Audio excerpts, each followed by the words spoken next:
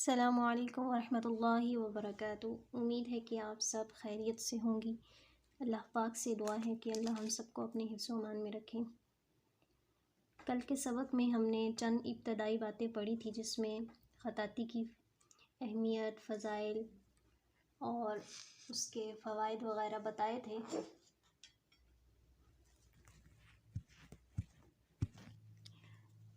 ये मुख्तसर तारुफ़ था ताकि हमें मालूम हो जो ख़त सीखने जा रहे हैं वो कैसा फ़न है। जो ख़त हम सीख रहे हैं वो ख़त सुलुस है, और फिर सुलुस की दो किस्में होती हैं, सुलुस ख़फ़ी और सुलुस जली। इस पर भी बात करेंगे कि सुलुस जली क्या होता है और ख़फ़ी क्या होता है। तो सबसे पहले ये चीज़ ज़हन में रखें कि हर चीज़ को नापने का कोई ना कोई मीज़ान होता है, ठीक है। कोई पैमाना होता है, कोई मायार होता है। जैसे कपड़ा ख़रीदना हो तो गज़ के हिसाब से, मीटर के हिसाब से ख़रीदते हैं। कुछ चीज़ें हम किलो के हिसाब से ख़रीदते हैं। इसी तरह हुरूफ़ का भी पैमाना होता है, हुरूफ़ को भी नापा जाता है। ख़ताती से भागने की सबसे बड़ी वजह यही होती है कि इसमें हर हर्फ़ को हमने नापना होता है, उसकी पैमाइश करनी होती है। तो ये चीज़ बहुत मुश्किल होती है। फिर मशक़ भी करनी होती है, और जिसको जुनून की हद तक शौक़ ना हो वो भागने की कोशिश करता है। इसी वजह से अक्सर लोग कामयाब नहीं होते, आगे नहीं जा पाते, हिम्मत हार देते हैं, दरमियान में छोड़ देते हैं। तो इसलिए ख़ताती जैसा फ़न जो है, ये बात ज़हन में रखें कि ये मुश्किल है, लेकिन हर मुश्किल काम जब आप मशक़ करेंगे तो वो आपके लिए आसान हो जाएगा।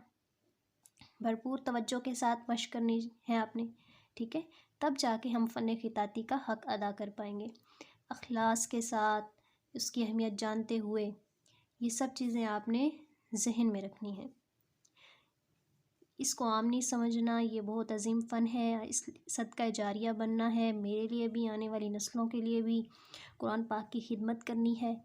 तो फ़न ख़ताती जब हम सीखेंगे ना, तो अल्लाह रूहानियत पैदा फरमाएंगे, हमारे अल्फाज बोलेंगे। क्या बात है कि 400 साल पहले लोग गुज़र गए, लेकिन उनके कुरान पाक आज भी जो लिखे हुए हैं वो बोलते हैं।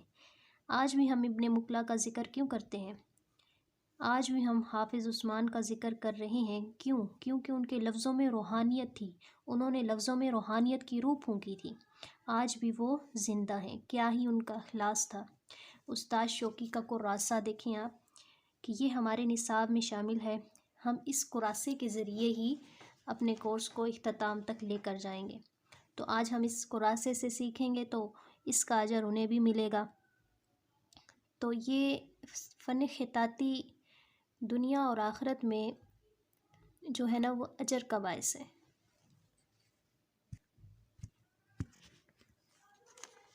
तो हम बात कर रहे थे कि हुरूफ़ का जो नापने का तरीक़ा होता है वो क्या होता है, हरूफ़ का मीज़ान क्या चीज़ होती है। तो हुरूफ़ का जो मीज़ान है वो क्या है,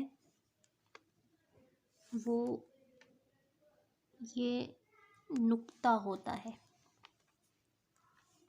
नुक्ता जो है वो पैमाना है, ठीक है।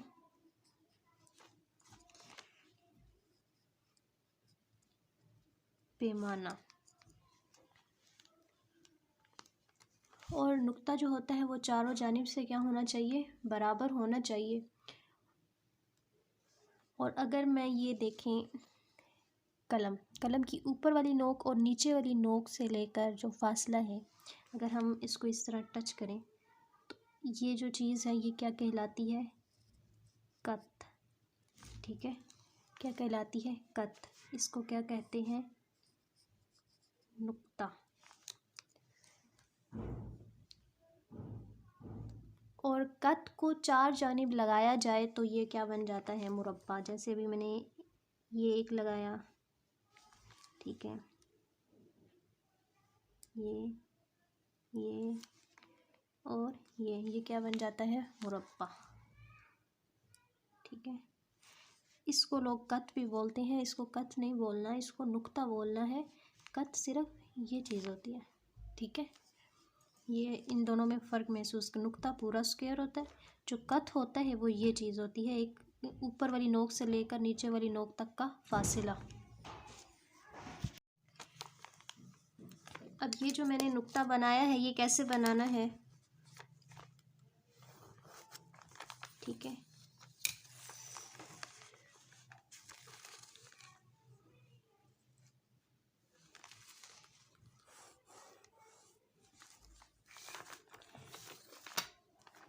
अब देखें ये 90 डिग्री का एंगल होता है ऐसे, ठीक है। 0 से और 90 के दरमियान में जो होगा वो कौन सा एंगल होगा, ये 90 हो गया, 40 और 45।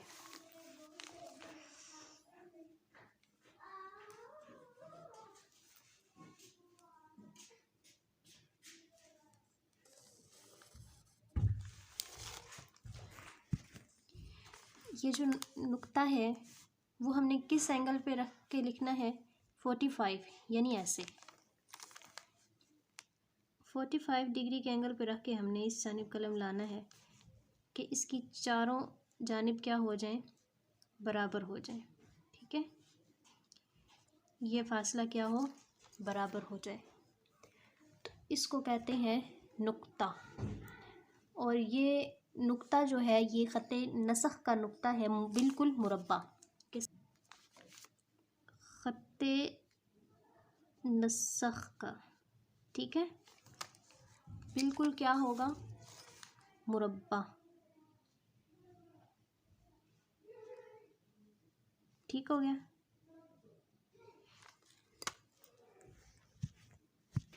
जितने ख़ुतूत हैं सब के जो नुकात हैं वो अलग हैं, ठीक है।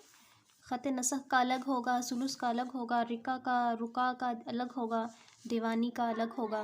तो मतलब जितने ख़ुतूत हैं उतने ही उनके नुकात हो गए, ठीक है। अभी मैंने जो आपको बताया है वो ख़त नसख का है।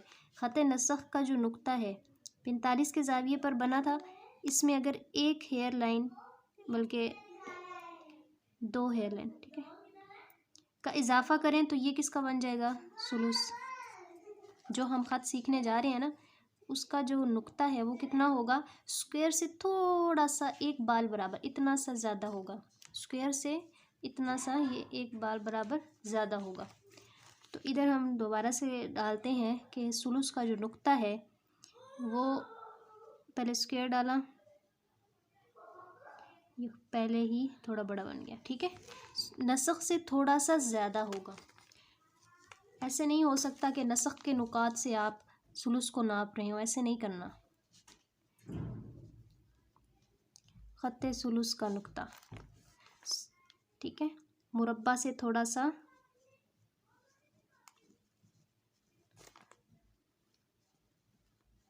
ज़्यादा।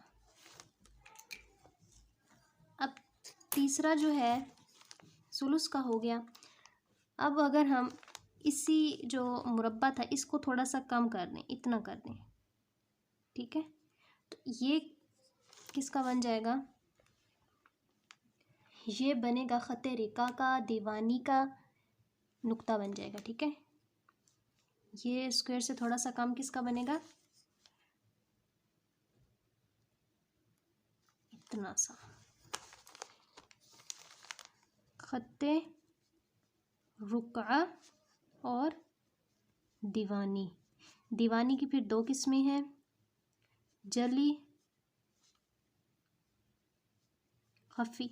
इसको दीवानी जली और दीवानी खफ़ी, ज़्यादातर खफ़ी नहीं इस्तेमाल किया जाता, बस जो जली होती है उसके साथ दीवानी जली लगा दिया जाता है, जो बिल्कुल सिंपल आए उसका नाम है दीवानी। ये 3 हो गए। अब हम चौथा जो है गोल नुक्ता होता है, वो ख़त्ते कूफ़ी में इस्तेमाल होता है, ठीक है। गोल नुक्ता यहाँ हम बनाते हैं यहाँ पे, ठीक है।